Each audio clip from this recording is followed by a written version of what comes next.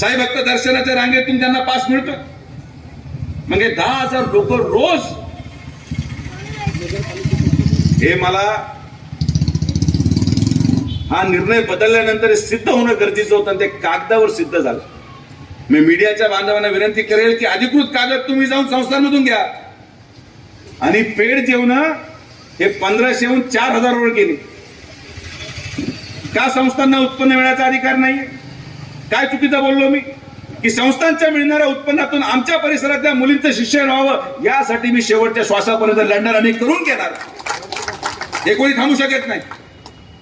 मला माझ्याबद्दल काय वाटतं याच्याशी मला काही फरक पडत नाही. माझी जबाबदारी शिर्डीच्या ग्रामस्थांप्रती आहे, माझी जबाबदारी शिर्डीच्या तरुणांप्रती आहे, माझी जबाबदारी शिर्डीच्या आमच्या माता भगिनींप्रती आहे. ती जबाबदारी मी पार पाडणार. आणि असे कठोर निर्णय जे कोणाला आवडू अथवा न आवडू